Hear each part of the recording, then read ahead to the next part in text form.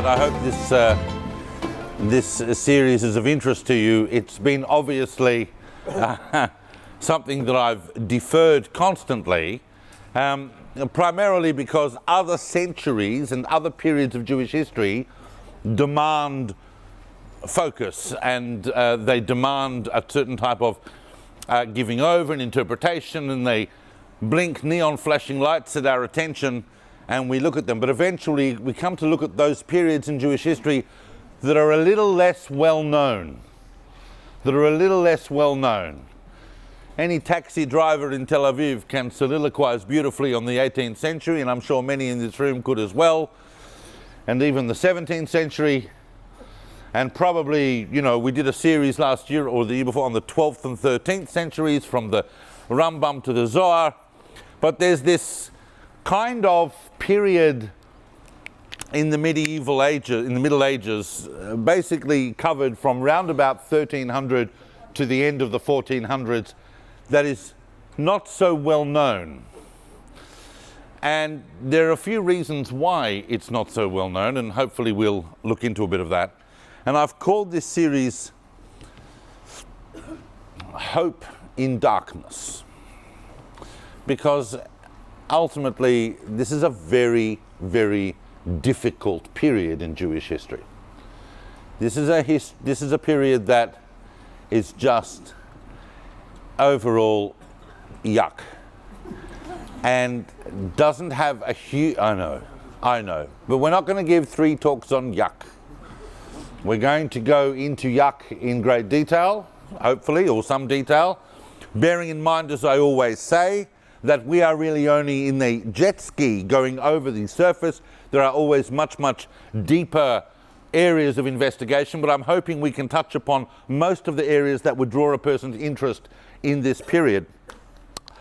And because it's kind of a little bit obscure, I decided to just do 3 talks, but of course, tonight, I can only really do the first 50 years of that period, and I'm going to be covering a period. I'm not going to do a timeline. You all know when 1300 was. It was approximately 720 years ago, but I'm going to go from around 1300 to 1350, and we're going to look at the major themes and the major issues going on in the Jewish world, and how history going forward was formulated by those events and those personalities and those circumstances. And as always, before we can talk about Jewish history itself in any specific time frame, we always have to talk about what's going on in the world generally, in the places where Jews are living and interacting. And in order to do that, we have to have our map. And so many of you would be familiar with the map, and you all know what that is. Put your hand up if you don't know what it is. That's brave. That is the Mediterranean, and of course that's the water. All right, now Jews are all over by 1300. There are some significant centers of Jewish life. In the period of the Middle Ages, the period that we call the Rishonim, going from about 1000 to about 1500, there is no one single center. It's not like the land of Israel is the center as it was, say, during the Second Temple times, or Babylonia is the center during the Talmudic and Gaonic times. Jewish communities are all over, but there are some centers that are more significant and influential than others. And of course, we have, of those, probably the most significant at this particular point, even still, would be Spain. Spain has a long and glorious history already as a Jewish community. We're not anymore in the Golden Age. The Golden Age is receding for us. Why is the Golden Age receding for us in Spain? I'm hearing answers, but I'm not actually hearing them, because, but I'm assuming that what you're saying is that because from around the middle of the 13th century, from around about the middle of the 1200s, from the middle of the 1200s, Spain is effectively Christian. And that means that Christians at first, oh, Jews, yes, well, we lived with Jews under Islam, we know Jews are okay, we've heard about Jews, but by the time you get 50 years or so later on, it's a bit more like, oh, Jews. So the golden times are over. Another big centre, of course, are the communities that are reaching significant levels of depth and maturity in France and Germany. The map of the world does not look really how it looks today, but there are some entities taking shape. And I'll be talking about that a little bit as we go along. And we've got significant communities in North Africa, and we've got significant community in Egypt. And there are Jewish communities dotted all around, but that would be your primary axis. Now, if we're starting a new series, we kind of have to just preempt it a little bit by the word previously. And previously means what has happened in the world not far before 1300. So if you're living in Europe in 1300, what's going to be a couple of things from relatively recent history that you are only going to be only too deeply aware of? Well, everybody's saying the Crusades, and that's not a wrong answer. It's not a wrong answer. The Crusades finished effectively in around 1291. By 1291, the Christians had lost the fall of Acre and the loss of the Latinate kingdom in the Holy Land. That's really the end. There was some talk afterwards, oh, let's go and try again, but it wasn't going to happen. That's a very significant point in world history that is probably more appreciated by us today than it might have been by someone living in 1300. They didn't know there were going to be any more crusades, but there weren't really any substantial crusades to the Holy Land from Western Christianity after that point. And that's a deeply significant point in Jewish history and world history, because it's from that point that effectively it establishes that that is going to be the center of Islam. Islam is going to have control over that. And Christianity is going to control that. Islam controls the Middle East now, and its influence is going to primarily, over the next few centuries, flow eastward.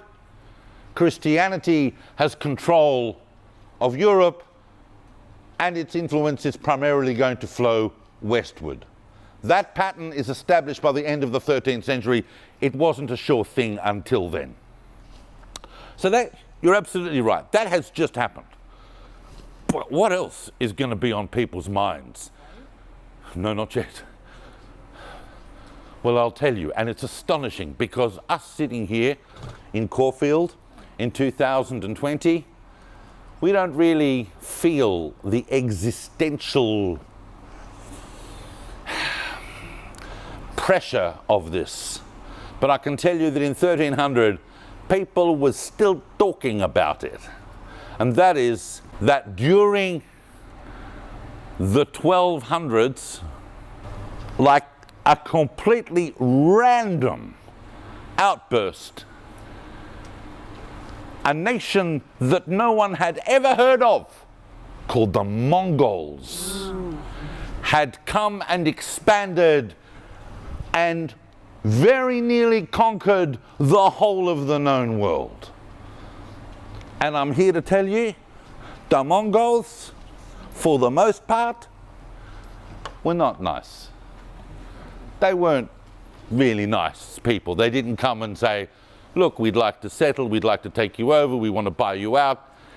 The Mongols was just a massive wave of terror and destruction and bloodshed wherever they went. They conquered effectively all of Asia. They destroyed medieval Russia. They defeated a number of countries in Eastern Europe, including the Kingdom of Hungary, and they found themselves even virtually at the gates of Vienna before the Mongols finally, that wave receded. And it receded for a number of reasons that we're not going to cover tonight, but it has to do with the internal politics of the Mongol Khanate, this massive unstoppable force, and also the fact that the threat was so great to Europe that the warring kings of Europe effectively held a truce until the Mongols were defeated and would go away. But it cost millions of lives and blood and destruction everywhere. And the Mongols didn't just advance against Europe. They came from Central Asia and they launched a two-prong attack over the course of a century against the known world, one against Europe and one against the Muslims in the Middle East.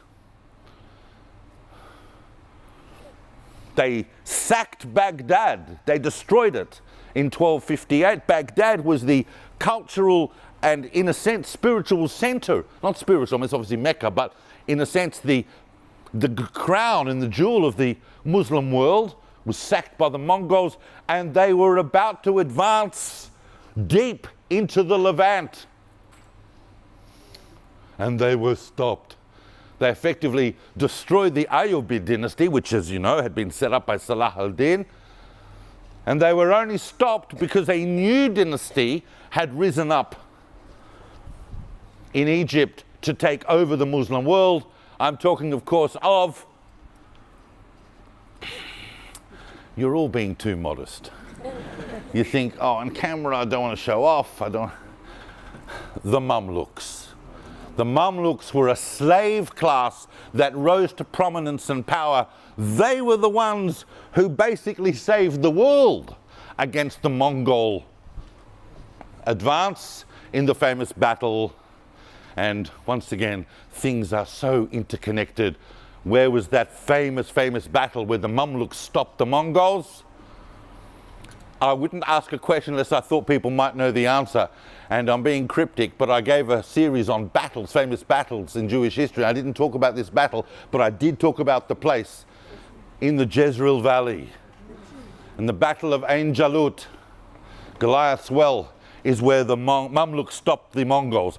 And that's a kind of a favor that the rest of Western civilization owes the Mamluks. But they now control here. So you can imagine that by the time we get to 1300, you can see why there is not a lot of impetus to restart the Crusades. We're just taking a breather now because the Mongol destruction wave has gone into recession. So that's still going to be very fresh in people's minds. And make no mistake, I'm talking briefly about the Mongols, but that was a big deal because that changed a number of different things in the characteristic of Europe and society. Some historians even say it might have had climatological changes as a result of these destructions and the changes in farming and the way land was tilled and so on. Massive changes, even preempted a little mini ice age. I know that some people mightn't think that human activity can preempt a little mini ice age, but it did in the Middle Ages as a result of the Mongol destruction. But in the Jewish world itself, a couple of other interesting things have happened. Just 10 years ago, in 1290,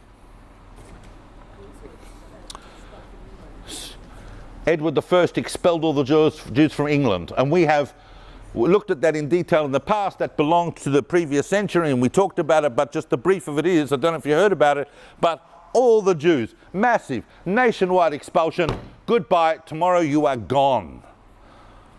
You have to understand that kings in the Middle Ages suddenly realized they could do that. And to them, they're not going to lose a moment's more sleep than a contemporary governor of a reserve bank would if he said, tomorrow we're going to bring the interest rate down to 0% because the economy needs it. The Jews were simply seen as a factor in economic policy. That's all Jews were. And if you eliminate your Jews, you alleviate certain pressures in the economy, in the feudal economy, of course. But by 1300, some of these economic decisions were starting to take on a theological dimension. And we'll talk about that a little bit more. But there's another very specific thing that I've spoken about previously that happened right at the end of the 1200s that has lasting impact that we're just going to need to mention in our background. And that is what? Anyone remember? 1290, the famous year 1290, the end of the Crusades, the expulsion of the Jews from England, and the revelation of the Zohar. A huge spiritual bubble that bursts out of Spain and is going to go on and affect Jewish spirituality and Jewish mysticism and Jewish thought for the next, till today, for the next 700 years and more.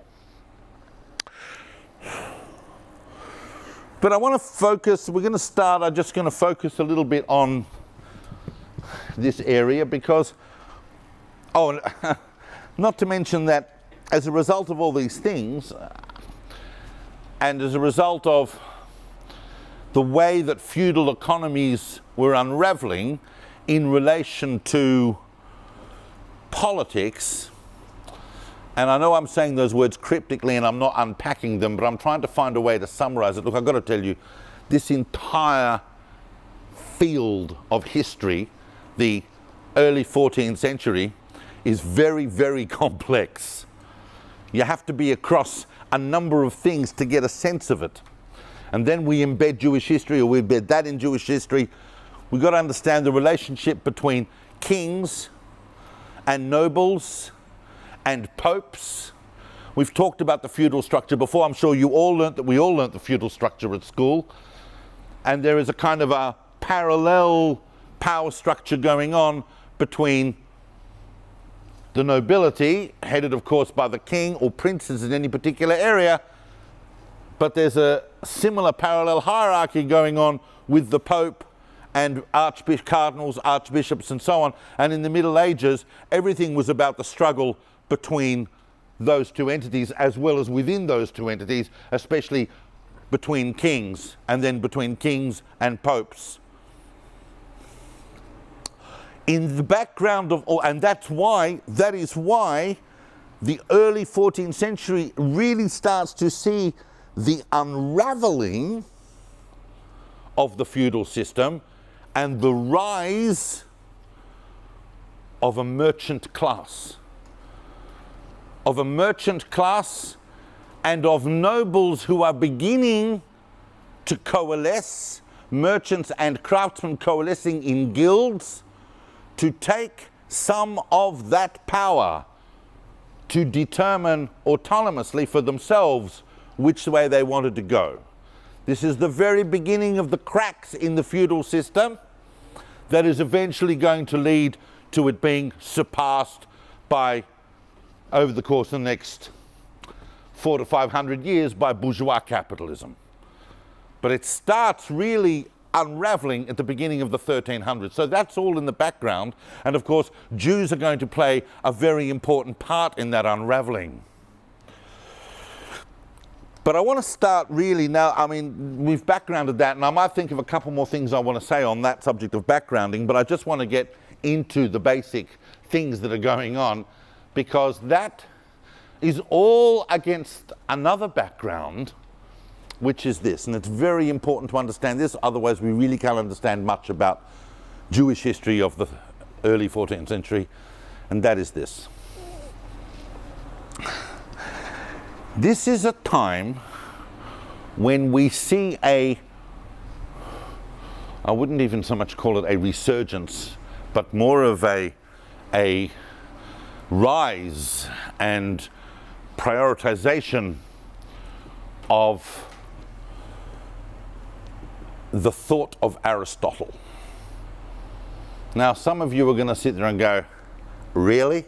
That entire sentence just led up to the thought of Aristotle? Why is that so significant? Why is that so important?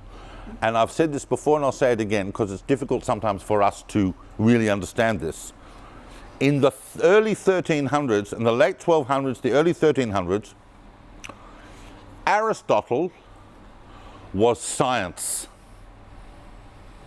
The Christian world over the course of the last century had really only started to be exposed properly to these works of the Greeks that had been maintained by the Muslims in Arabic and were now being translated into Latin and other European languages. So people could now read the Greeks and read Aristotle, and it made a massive impression on them. Philosophically, but also what we would call scientifically. Philosophy and science don't bifurcate till much later in Western history. And I'm for real. The thought, so Aristotle's picture of the universe and of nature and of what is going on was as real to them as us switching on a light switch or watching a plane take off or sitting at a computer. The way in which science and technology has dominated our lives, that's Aristotle. And people are seeing Aristotle as the truth. And not everything Aristotle has to say seems to be in agreement with Torah. I don't know if you can imagine that. Or if you can imagine an age where some people are running around saying that science disagrees with the Torah, and some people trying to say it doesn't disagree, there's no conflict. Well, obviously, during the preceding century, the great figure that had attempted to bridge those two worlds was, of course, the Rambam Maimonides and his famous Moreh Nevuchim. Now, people might think today, the Rambam Maimonides, very mainstream figure, very frum.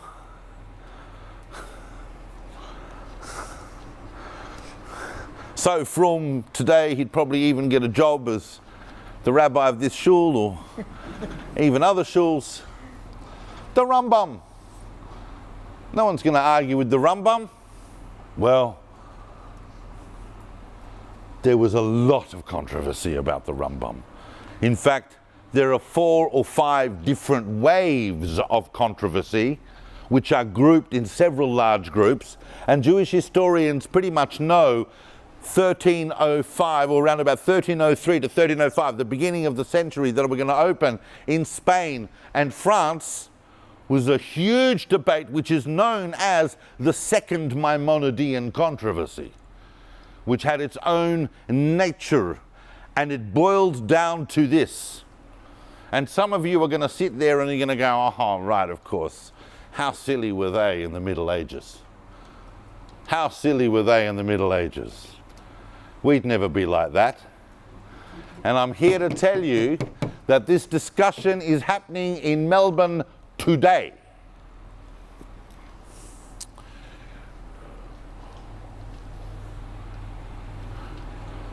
Why should we be teaching anyone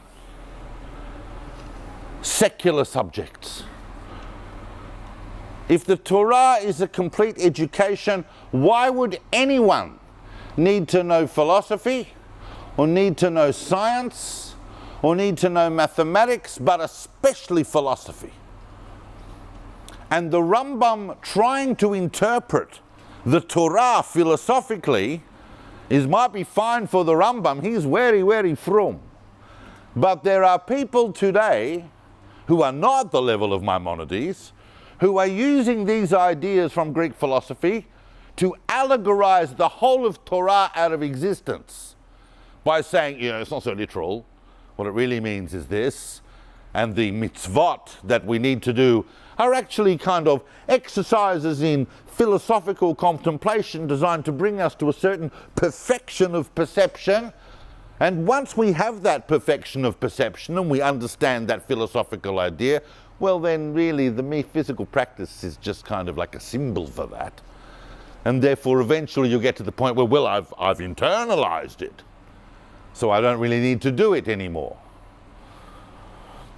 This was alarming a lot of people, and eventually clearly welled up in Spain and France, and eventually came before the consideration of the greatest sage in Spain in the year 1300. In fact, he was probably not just the greatest sage in Spain, he's the greatest sage in Europe. And that would be, when I say it, you'll know it, you'll know.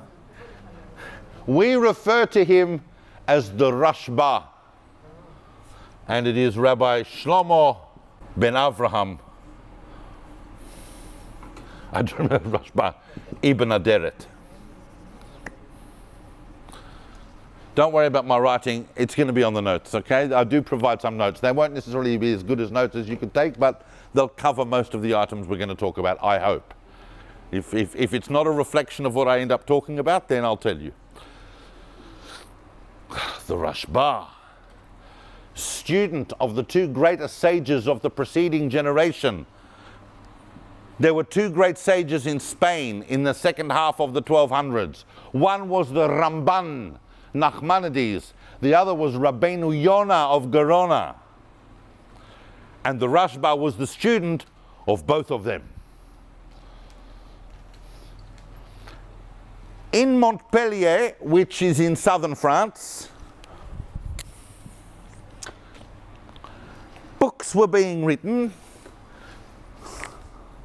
and particularly by Avram Alevi of Montpellier, who wrote a book called Bet Nefesh, which really was a book designed to give a person without expertise background sufficient knowledge in philosophy and science that they would be able to access and understand Maimonides. So it was just a very, very par of, this is what you need, these are the philosophical terms that he's using, because otherwise you open up the Moreh Nevuchim, you open up the Guide to the Perplexed, you don't know what's going on. You're more perplexed than you were when you opened it, than before you opened it. So it's like that. And that was enough to get some of the more zealous agitators in Montpellier to get all upset, because suddenly they were imagining that their kids were going to be going to uni, and they, well, that was a quip, but really they were worried about the educational effects of this. They're also worried about the fact that people could take this idea of allegory and do anything with it in the Torah. It was going to negate all of Midrash. It was going to negate all Jewish interpretations, traditional Jewish interpretations. They saw this as immensely, it was cataclysmic for them. They brought it before the Rashba, and the Rashba eventually in 1305 issued a ban on reading any philosophy, including the philosophy of Maimonides himself, for anyone under the age of 25, and a total ban on the study of all secular subjects except medicine. That had an abiding effect on certain groups till today,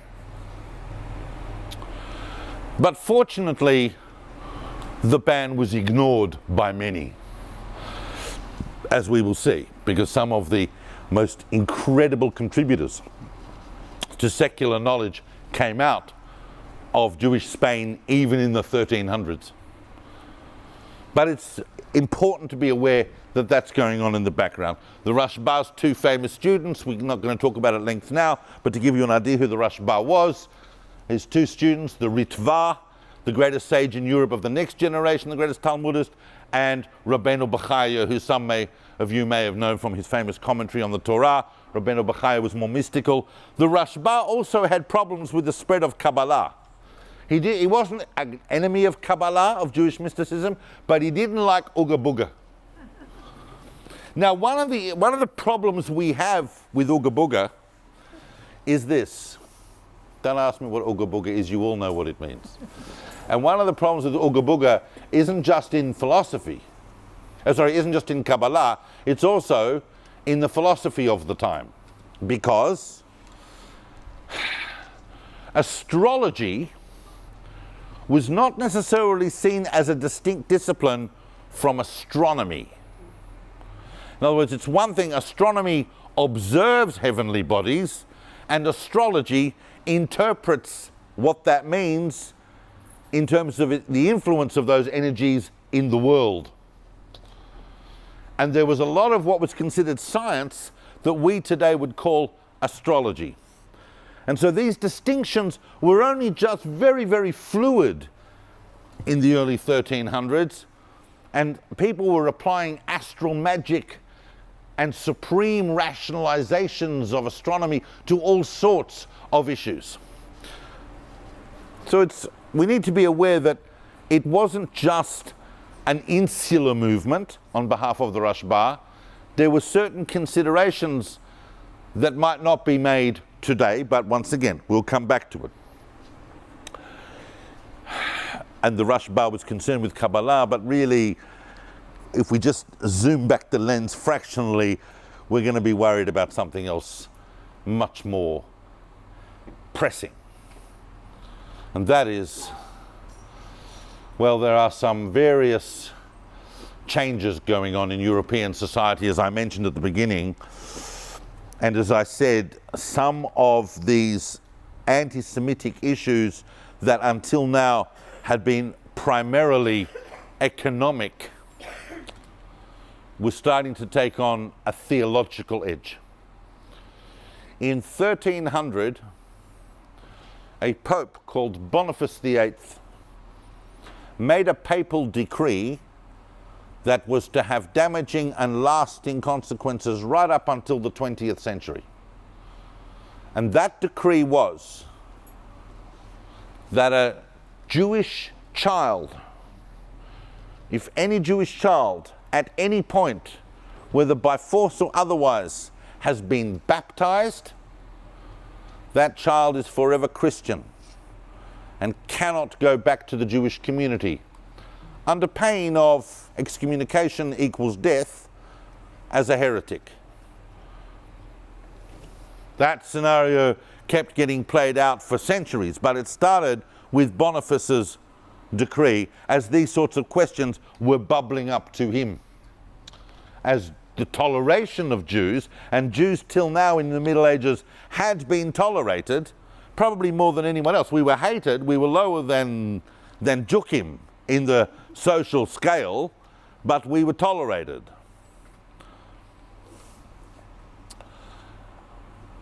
But now that toleration was beginning to be questioned. And then a pope called, not long after, a pope called Clement V calls it what's famously known as the Council of Vienna, the Council of Wien, and he issues various encyclicals there, one of which was a very, very serious set of rules against usury, against charging loans with interest. Now, Jews were not mentioned in that encyclical. If we're really unpacking this, Jews, by the way, in most countries of Europe by this time, and we've discussed this previously, were more, especially with the rise of trade guilds, were more or less confined to either very, very small time peddling for kind of your lower level Jews. There might be isolated cases where Jews could be artisans. The Rashba himself was a banker. But most Jews were in the finance industry in some form, in a broad sense. The finance industry was either directly involved in financing, in loans, or in connecting various commercial networks because of Jews' associations in various countries and various languages, and those networks were seen as very useful. So a ban against usury opens the question, does that include the Jews?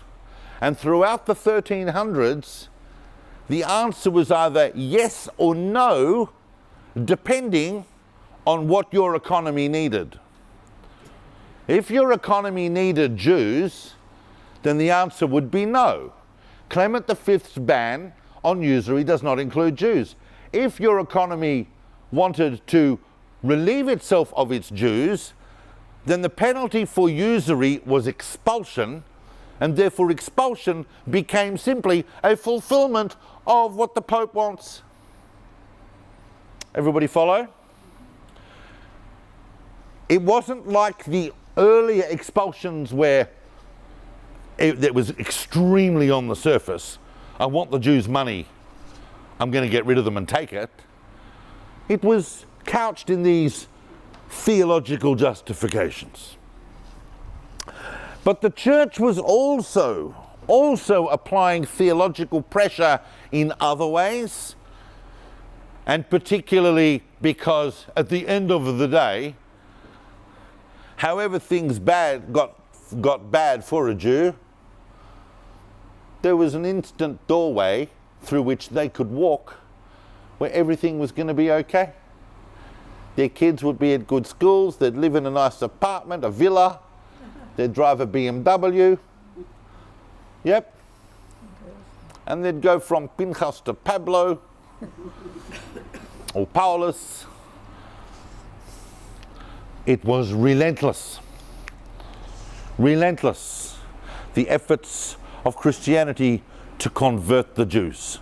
We saw this, the famous debates that happened throughout the 1200s, particularly the famous debate in Barcelona against the Rambam, but there were still echoes of all that, and we're going to see in this series there's going to be more debates and even bigger debates than before. That pressure was relentless. One extremely interesting individual in the first half of the 1300s, extremely interesting person, folded under that pressure and became probably the most famous Meshumad of the Middle Ages. Anyone know who I'm referring to? I'll be impressed, because even though he's the most famous Meshumad of the Middle Ages, he's not particularly well known amongst an audience like this, which is just shows you, you know, that being a Meshumad doesn't always lead to stardom. But his name is Avner of Burgos.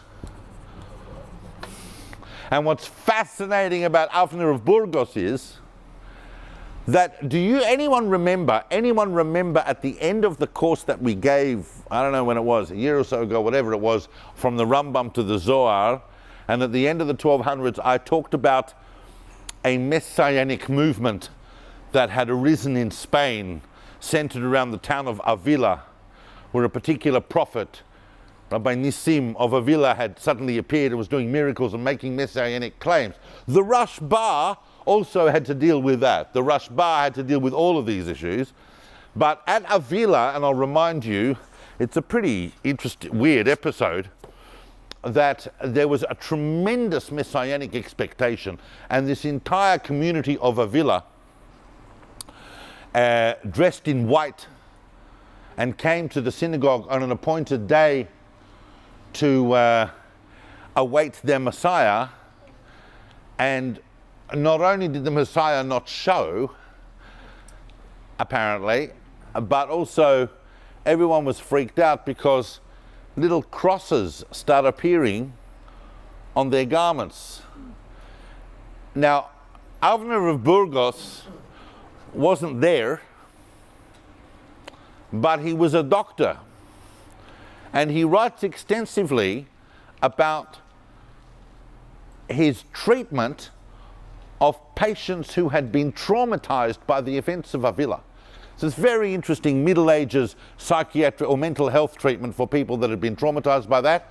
And he was dealing with this for 25 years, to the point where he himself started having dreams where little crosses were appearing on his clothing, and in the end he couldn't handle it anymore and he converted. But he converted at about the age of 60, as already a considerable scholar of standing in Jewish Europe.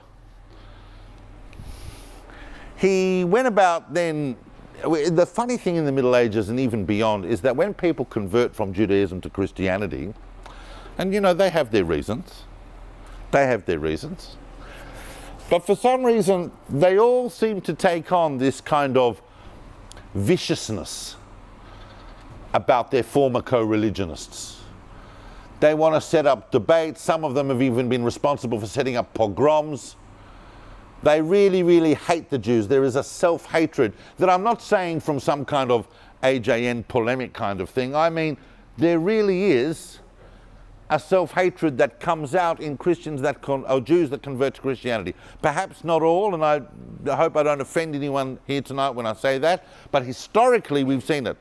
So Avner of Burgos spent the rest of his life and his career vilifying Jews, and even as far as organizing Alfonso XI, one of the kings of Castile, to organize this massive debate. All the rabbis come and Avner of Burgos is there, and he accuses them of a prayer, saying a prayer in the Amidah that is aimed against Christians.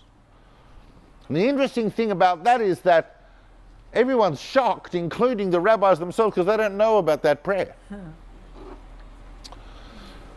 Some would say that in fact the idea that Valam al-Shinim is against the Christians was apparently not known to them. That comes from a different strand of thinking.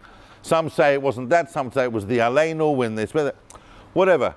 Avner of Burgos caused all sorts of interesting issues, but he himself is a fascinating figure, a treater of mental health in Jewish communities, who eventually himself became subject to the same kind of problems. Now, if we're talking about, however, economies and Jews, we would need to mention one of the most significant events in Jewish history of the early 1300s that would be known to some of you, and you're probably sitting there going, well, when's he going to talk about that? And that is, of course, in 1306, Philip IV. Now, I say Philip IV, you have to understand that hundreds of books have been written on Philip IV. He's one of the Dmuyot of the Christian kings of the Middle Ages. Philip IV is a big king of France. He decides that he's going... Now, Philip IV, before this decision, I'm going to tell you, Philip IV has basically, for the last 10 years at least, been at war with everyone. France has been at war with everyone. They've had massive wars with England. They're going to have another war with England. The 100 Years' War is going to start in 30 years' time. They've had wars with England. They've had a huge war with Belgium, or what's going to become Belgium, in Flanders. They've had wars with Spain. They've had wars with everyone, and the country is bankrupt. So Philip decides, okay, I'm going to devalue the coin. So instead of putting X amount of silver in each coin, I'm going to put X minus, and you devalue the coin. And still, a few years later, France is bankrupt again. And then Philip realizes that there is still a fair amount of silver hoarded in France, and I know who's got it.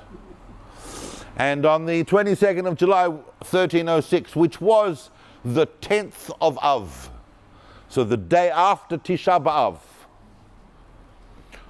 all the Jewish leaders in France are arrested, and they are told that they must leave France. All Jews must leave France immediately. Immediately. There was a nationwide nationwide expulsion in 1306, and it wasn't like other expulsions where they said, yeah, we're going to say this, but you know, it's okay, you stick around as long as we don't see you. No, this was a fully enforced expulsion of all the Jews of France. Then Philip went and said, well, I've kicked out the Jews, but you, the debtors to the Jews, the people who the Jews have lent money to, you still owe. But this time, instead of owning Chaim Shmerel, the Jew, you owe me. You owe me.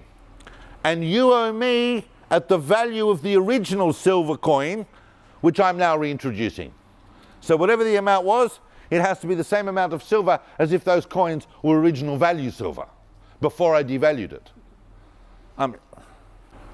After 9 years, the pressure on Philip by his population to readmit the Jews was overwhelming.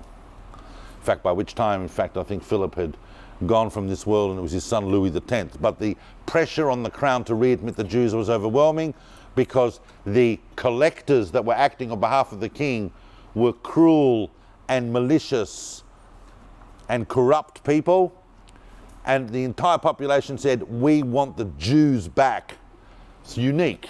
So in 1315, the King of France allowed the Jews back in. The expulsion was only for 9 years. Some historians argue that they were expelled again in 1322, but that's under some debate. If you do some reading on the expulsion of the Jews of France, you'll see that. But the general understanding is that they were there still for quite some time after 1315, when they were readmitted under certain conditions. And of course the Jews had to pay for the privilege of coming back into France, and they were allowed to collect maybe a third of their existing debts, and the rest had to be paid to the crown. The conditions were crippling, but Jews would go anywhere where there was royal assurance of their protection, even if it cost a lot of money. Protection of a Jewish community by a royal charter was an incredibly valued thing in the Middle Ages. But it wasn't just in France that things were unpleasant. And in 1306 we also see a very, very unique event in Jewish history that is going to have lasting consequences, and it starts in Germany. Now, what's happened in Germany, where we've also got random kings and their ideas, Rudolf I, one of the rulers of Germany, decided that there's a good way to get money, and that is if you expel your Jews and then capture them and then ransom them off. And the higher caliber the Jew, the more money you're going to ask. So it so happened that after an expulsion of a particular area, they caught, running from that expulsion, the leading sage of Germany, the greatest rabbi, and a very, very holy and deeply revered rabbi called Rabbi Meir of Rothenburg. And he was the last of the great line of the Tosophists. And Rabbi Meir of Rothenburg was in jail, and there was a ransom organized for him, 23,000 florins, massive, massive amount. And he refused to allow it to be paid. He ruled on himself, and he said, you cannot pay this, because if you pay this, there will be no end to it, and they will just keep capturing rabbis and ransoming them. So he died in jail. That ransom, by the way, was raised by his greatest student, and his greatest student was, it is of course, Rabbeinu Asher ben Yechiel, otherwise known to us as the Rosh. Greatest sage in Germany, raised the funds for to liberate his teacher. Teacher wouldn't allow it. Rabbi Meir of Rothenburg died in prison. It took another 14 years just to ransom the body. In 1307 is the return of the body of Maram of Rothenburg, so it can be buried in the Jewish cemetery at Worms. It is based on the observation of these kinds of things that caused the greatest living sage in Germany, Rabbeinu Asher ben Yechiel, known as the Rosh. And when I say the Rosh, I know people are sitting there going, oh, another great rabbi I'm supposed to have heard of. Let me tell you, and you know this, that when Yosef Karo wrote the Shulchan Aruch, wrote the commentary Bet Yosef on the Torah, the Shulchan Aruch, it's based on taking three fundamental opinions from the whole of the Middle Ages. Rav Yitzchak Alfazi, the Rambam, Maimonides, and the Rosh. And what's interesting about all those three, this talk is not on the Shulchan Aruch, but it's on the people that the Shulchan Aruch is based on, the great halachic deciders of the period of the Rishonim in the Middle Ages in Europe. What's interesting about all those three is that they all were exiles. The Rif had to go from Morocco to Spain at the age of 75. The Rambam had spent most of his life on the run, going from Spain to Egypt. And the Rosh, in 1306, the Rosh stands up with his son being Yaakov ben Asher, who we know as the Tur, I'll get to that in a second, they get up in Germany in the early part of the 1300s and they migrate to Sydney. Just kidding. They migrate to Spain. They migrate to Spain. As you can imagine, the Rashba, very happy to have the Rosh turn up. He's especially happy when he says to the Rosh, oh, by the way, now, you understand what that is? The greatest sage in Ashkenazic Europe goes to live in the middle of the Sephardi world. Never to see a piece of gefilte fish again. And some decision. The Rashba is very happy to see the Rosh, especially when he says to the Rosh, I've got this little Maimonidean controversy about secular and religious studies and people wanting to study philosophy and so on. And the Rosh says to him, I've never learnt secular study. And look at me, I'm the Rosh. He completely endorsed the ban. The Rosh thoroughly believed bringing a much, much narrower and frummer style of observance from the middle of Germany to Spain. Spain was always a bit fluid. They had enormous sages, Spain, but an enormous sage in Spain had to know everything. In Germany, you had to know everything, but you really needed to know the Talmud. All right. The Rosh's son is Yaakov ben Asher, who we know as the Tur.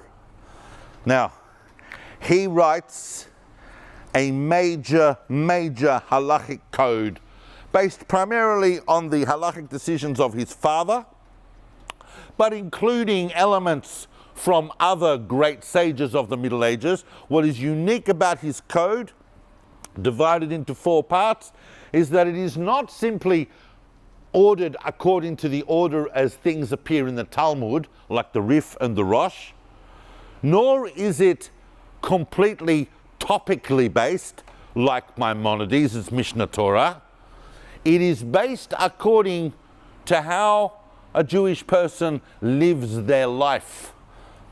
It contains 4 major sections that are all familiar to you: Orach Chaim, Yoredea, Eben Haezer, and Choshen Mishpat, ranging right across the great range from what you do the moment you open your eyes in the morning, right up to the most sophisticated ways of dealing with monetary arbitrations and divorce proceedings and all of the many complicated things that happen in Jewish life. It is that structure that 200 years later, Yosef Karo is going to write a commentary on called Bet Yosef, and then when Yosef Karo moves to Tzfat in the middle of the 1500s, he's going to abridge that commentary and his commentary on the Tur and call it Shulchan Aruch. So it really, that whole exercise of the full determination of the universalization of Jewish law, which is going to culminate in Tzfat in the 16th century, begins at the early 14th century. The Tur, by 1340, the Tur, the work of the Tur, is complete and is already out there.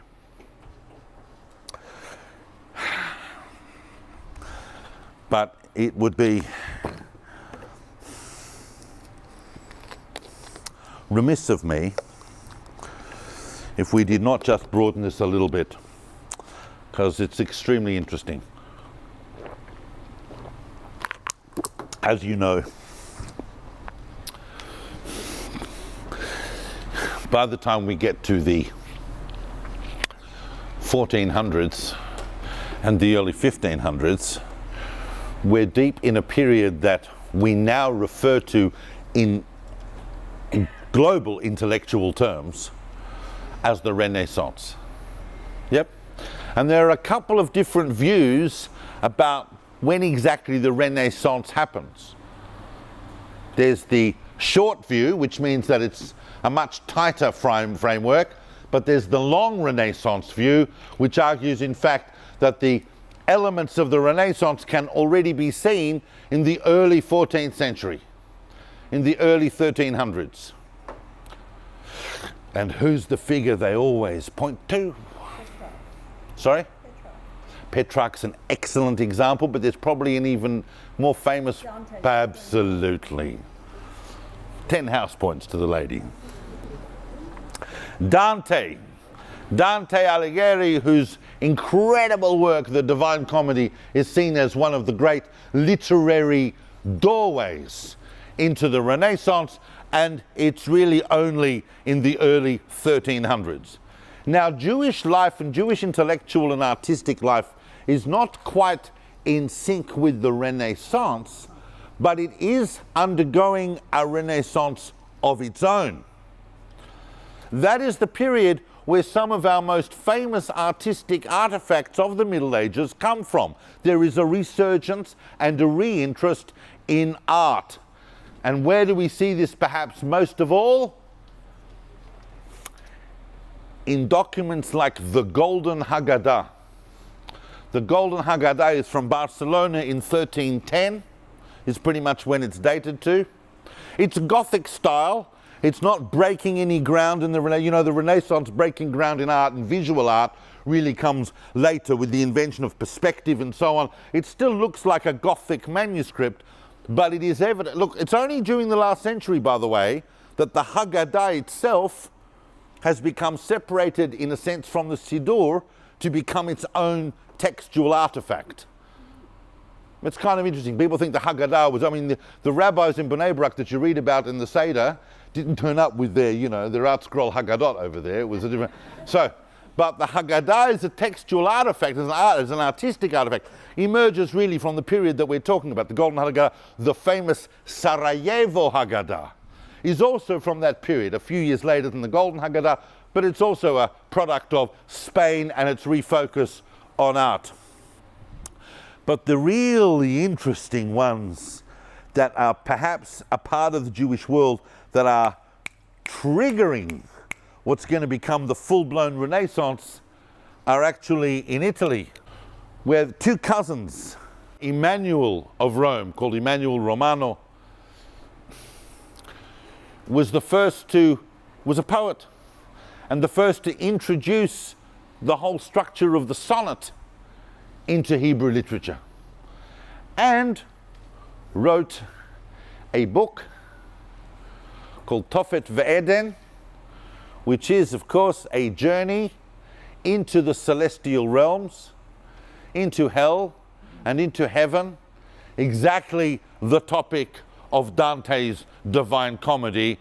And it's no coincidence, because his cousin, Yehuda Romano, also, of course, living in Rome in Italy, the Jewish community of Rome has one of the oldest and longest and ironically safest communities in the Middle Ages, was the first to translate Dante directly into Hebrew. So it's not like the Jewish world heard about the Renaissance a long time after it happened and went, oh, that's a good idea, I think we'll imitate that. They were there at the very start. Forms of Hebrew literature and Hebrew poetry were being affected in Italy at the time that the Renaissance itself was sparking off. And perhaps the most fascinating figure from that period was not so much a poet or an artist, but something else entirely. Someone who really belongs to an almost entirely different field, a much, much more modern field. And that is, and I'll be super impressed if you know about this person, but this person is really important to know about, and that's why I'm talking about him. And the more you learn about this person, the more you realize their relevance to the last few hundred years. And I'm talking about Ishtori Haparchi. Who knows Ishtori Haparchi? At least half of you don't. Well, that's good. That's a good reason to be here. My friends, Ishtori Haparchi, and some people think Haparchi refers to Florence, but in fact probably more likely refers to a sister city, Florenza, in Spain. He came from the line of Happarchis who called themselves that. Others think he may have actually come closer and he was living in France, which is why he adopted the pen name of Ishtori, because he was actually living in Tours in France. But he had to leave France because of the expulsion of Philip IV, the one that I spoke about earlier, the famous expulsion of French Jewry in 1306. Now, most of the Jews in France who were expelled went to Spain, but a number of them traveled to other areas, and Ishtori Happarchi, who we believe his real name may have been Isaac HaKohen, but we're calling him Ishtori Happarchi, and Ishtori Happarchi decided that he would go and live in the land of Israel. And he got to the land of Israel, and over the next few decades became the world expert for the whole Jewish world, for then and for subsequent generations, on the topography of the land of Israel itself and the identification of all its holy sites. He identified 180 sites in his famous text called Kaftor Vaferach. I don't know if you've ever written about Ishtori Happarchi, but you should write on him, he's fascinating. 180 sites he located, including sites that we today take for granted, that we know where they are, places like Modi'in, like Beitar. Ishtori Happarchi said, here's where it happened, and we all went, okay.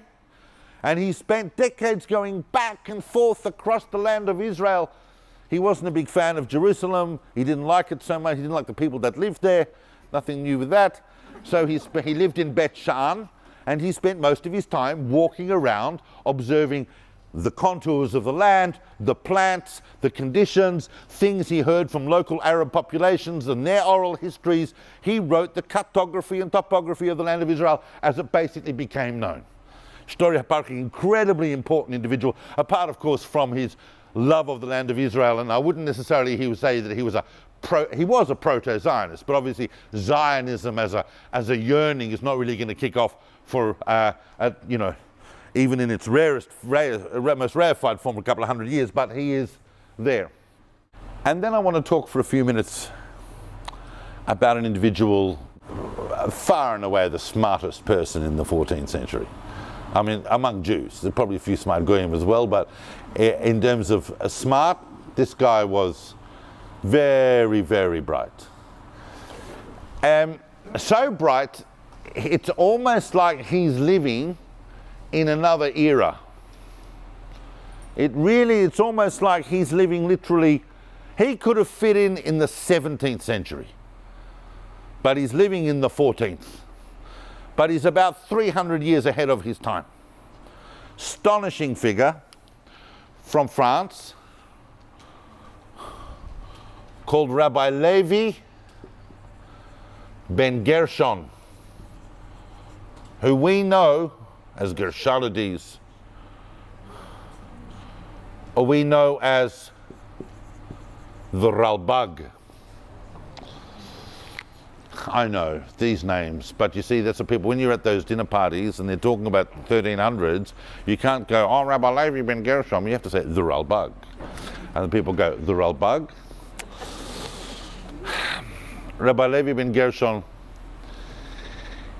has two fundamentally different careers going on at the same time. One of his careers is as a biblical exegete and philosopher. Really, those two are two separate careers even in themselves.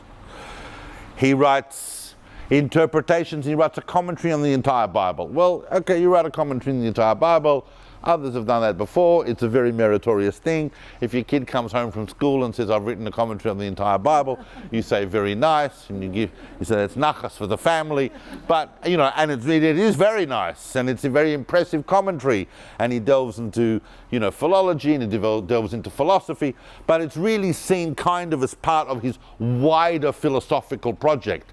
And the Ralbag, even after most of the last Aristotelians have gone home, the Ralbag is still there, going, philosophy, rationalism, Aristotle on crack,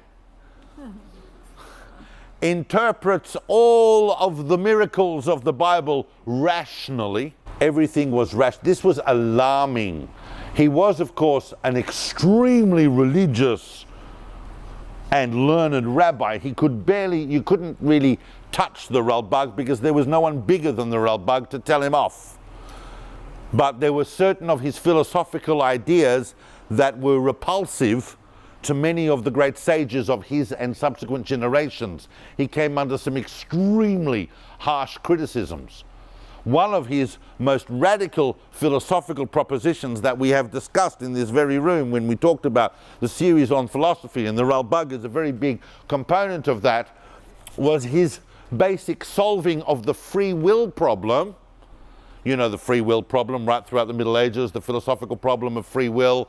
How, if God is omniscient and knows everything, how do individuals have free will? Big philosophical problem. So he solves it by telling you, you have free will, and God doesn't know about it. The universe is one great big deterministic computer program. He didn't use those words, but that's what he meant. It's influenced by astrology, but it's like a big wound clock that's wound up and then you let it go, and it's all deterministic. If you let it. But as a human being, you can step off the plan. And when you do, as a result of your free choice, in moral issues, God doesn't know what you're going to do because you've moved off the plan. God knows the groups of people and what the likely outcome is. It's a radical solution, and it was absolutely slammed by subsequent Jewish philosophers like Chasdai Kreskas. We'll be looking at that in a couple of weeks to come. But the Rambam is very, very big in Jewish philosophy, huge rationalist. For him, as big a rationalist as Maimonides was, Maimonides didn't go far enough. Miracles only seem to happen in the sublunary abode because we don't have a full grip on that, but in fact there's no miracles. Everything's preordained. The Torah, of course, itself is a rationalist document. It's a philosophical text. That didn't affect what you're meant to do. You're meant to be religious and keep mitzvot and so on, but it is fully rationalized. Now, this is not a professor at Yeshiva University in Jewish philosophy saying this. The Rambam was not the equivalent of a rabbi at a modern Orthodox university. The Rambam was the equivalent of someone who was a rabbi whose main day job is a professor of astrophysics at MIT. The Rambam's contribution to astronomy is enormous.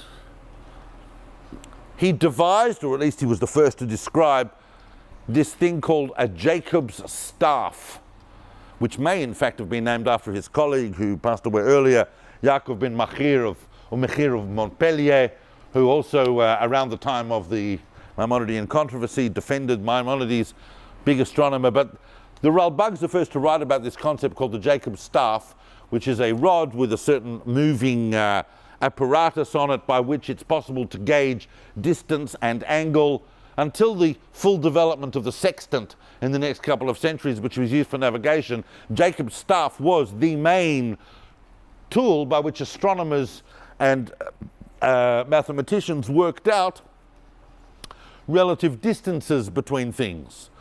So they're even able, using angles and trigonometry, to work out the distances to stars. Some of them were getting remarkably accurate, even in the 1300s. They couldn't believe the distances they were looking at, but according to the mathematics and the trigonometry, that's what it was telling them.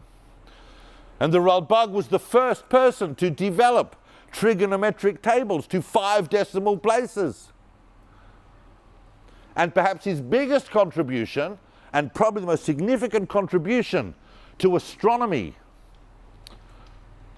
between Ptolemy and Copernicus, and of course, I don't have to remind you that they're all living in a pre-Copernican universe, right? The Earth is there, everything's going around it. It's not till Kepler and his Chaverim and so on that they work out that, oh, actually, you know, the sun's in the middle and we're spinning around it. But in relation to Middle Age astronomy, he was actually able to correct quite a number of observations in relation to the periodicity of the moon. There are certain things about the way that Ptolemy had described the movements of the moon that were not making sense. The Ralbag is the one that brought observation of the moon to its most sophisticated stage, probably from his point on for the next couple of 100 years. And that is why, ladies and gentlemen, there is a crater on the moon named after him, called originally Rabbi Levi. In fact, there are 2 people in this series who are going to have craters on the moon named after them, and those craters are close together. If there is ever a Jewish community on the moon, I guarantee you it will be sitting somewhere between Rabbi Levi's crater and another crater called Zagut, which sounds Yiddish, doesn't it? Zagut, Zagut crater. And that, of course, is named after Avraham Zacuto, who in the next century is going to be an enormous developer of navigational science. But Rabbi Levi's crater is on. He is huge and a figure that's really way ahead of where. So can you imagine that if the ban of the Rashba had been followed, we would have had, it would have actually changed the course in some ways of Western history. Now,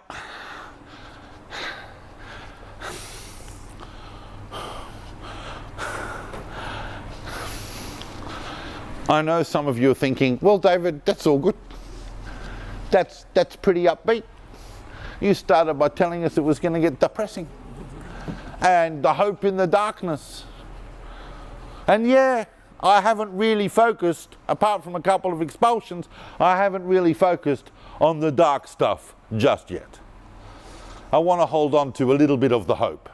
So a couple of things about the hope before we end off with the darkness. Because the darkness has a certain finality to it that we're going to have to do.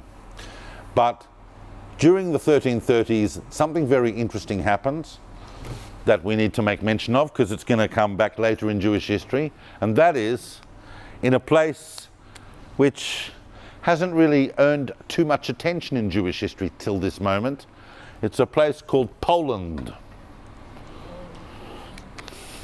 And in the 1330s, Poland has a new king called Casimir, who's going to go on and become Casimir the Great. And he wants to honor certain commitments that were made to the Jews by his ancestors in the previous century. It doesn't hurt Casimir that he's trying to grow his economy, but the conditions and charters that he offered Jews to come and live in Poland in the 14th century were radical and revolutionary as far as what any other king had done in the Middle Ages till that time, since maybe Charlemagne and his son Louis. Casimir allowed and afforded Jews to move into Poland in vastly larger numbers than would otherwise have been possible. We're not yet at Poland as we know it. Organized communal Jewish life in Poland doesn't really take off, as we have looked at till, Jacob Polak and all of those issues at the beginning of the 16th century. But in the 1330s, the groundwork is laid for lots of Jews to start moving into Polania and to Eastern Europe and to start creating. They can't go into Russia yet, but Poland is a place that, Poland and Lithuania are places that are starting to accept Jews in much larger numbers. It's a significant point.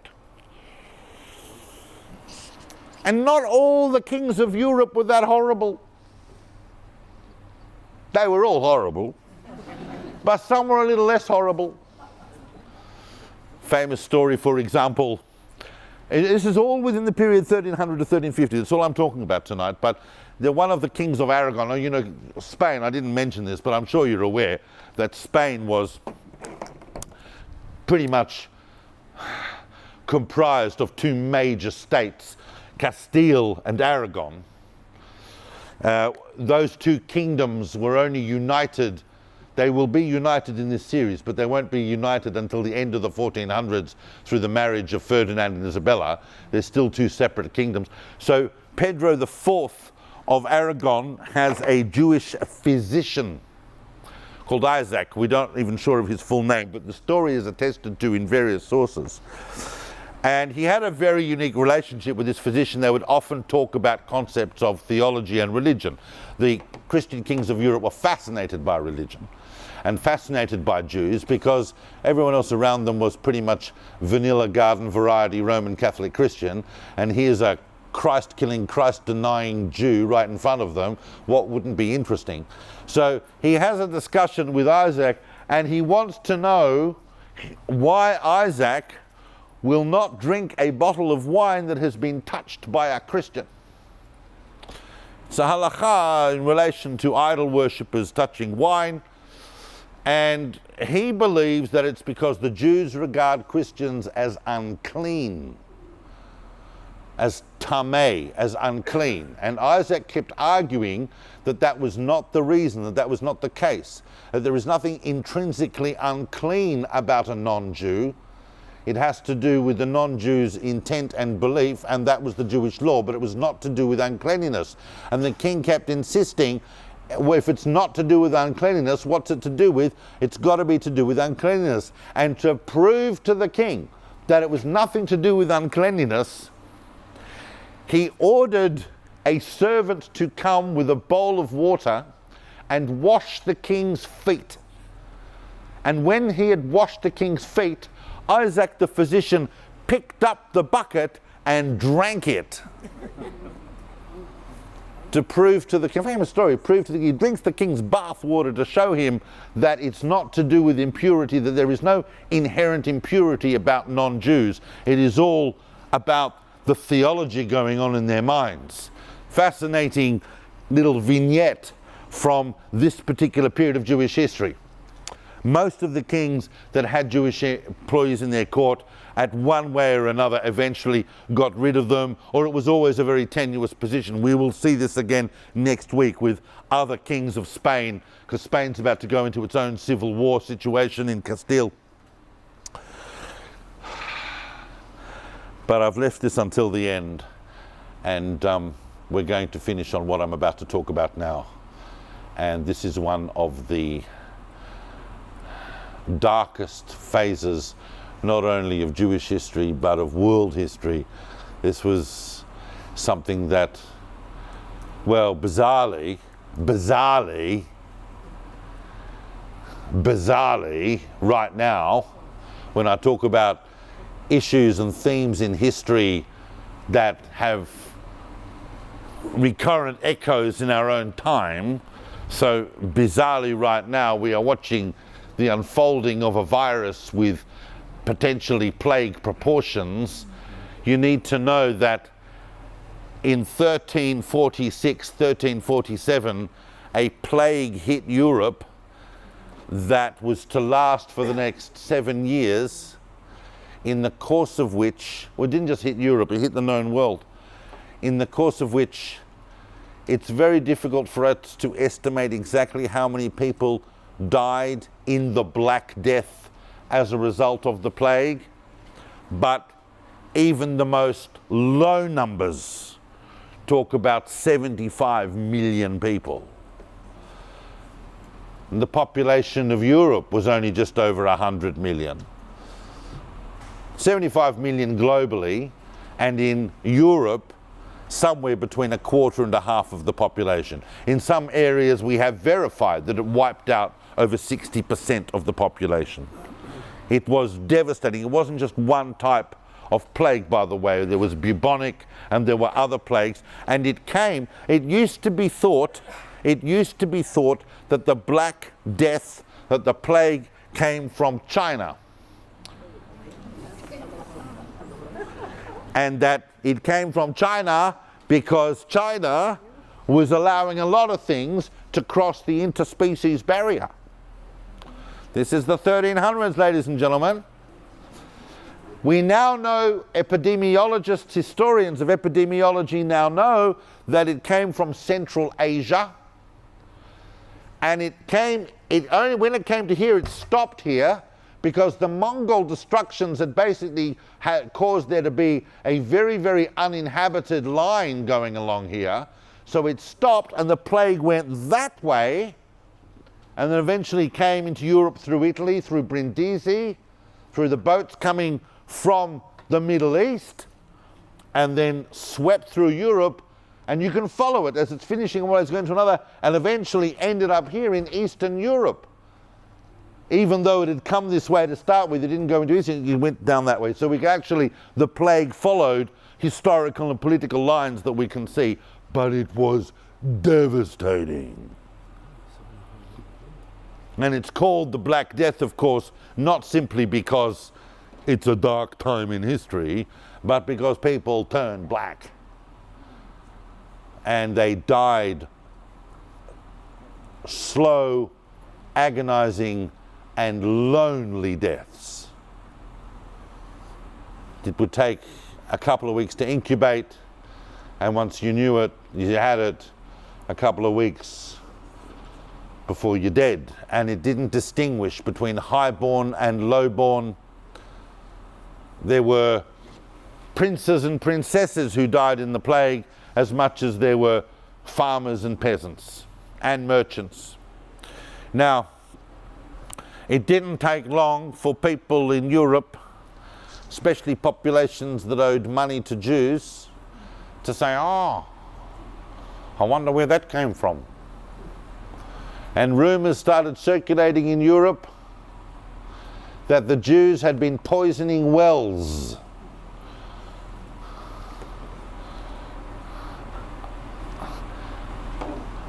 And they even managed to arrest and torture a couple of Jews who admitted to such.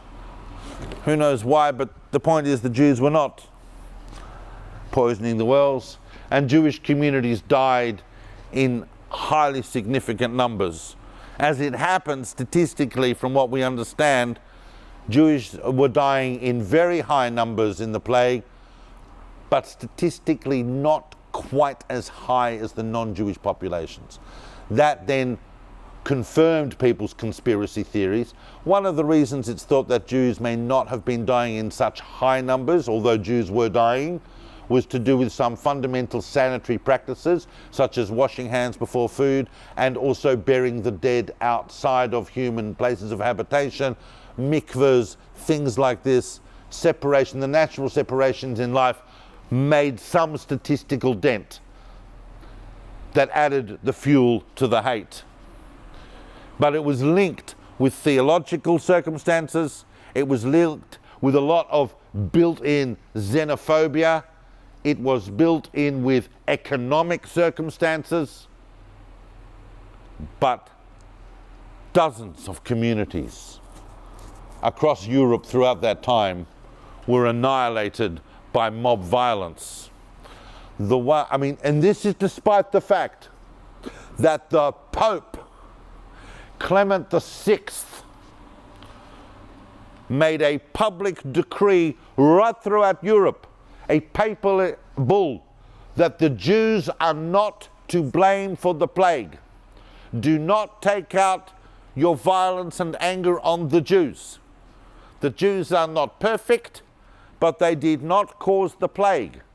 And despite that, the mob violence in much of Europe was unstoppable. If you want to read probably the worst atrocity against Jews prior to the Holocaust, and that's a big, tall statement, have a look at the massacre of the community of Strasbourg in 1349.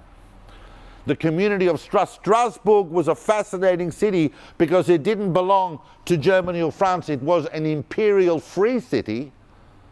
Meant that it was ruled directly by the emperor, who also told them, don't hurt the Jews. It had about 2,000 Jews, which made it an enormous community for the time. And on one day, the entire community, it's going to read, when you read it, it reads like Yamach Shema, what happened in the 1940s with the Nazis, but the whole community was marched out of the city and told they were going to be pushed out, but they were taken into a forest where a timber structure was erected, and they were herded into this timber structure, and it was burnt to the ground. And any other Jews that escaped were clubbed or murdered. And the same thing then happened a few months later. The community of Mainz annihilated, the famous community of Mainz that had been founded already in the 11th century, annihilated. The community of Cologne, annihilated.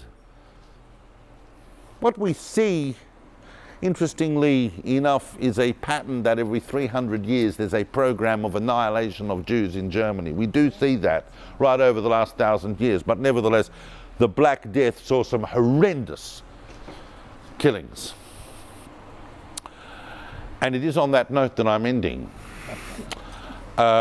And kind of appropriately, I know it's a dark point to end, but we did cover a lot of material, and I wanted to indicate to you that the Black Death was, there are things that happen immediately after the Black Death, but I'm not going to talk about them now. We'll talk about it next week when we come back from the Black Death and we continue to talk about hope in the darkness.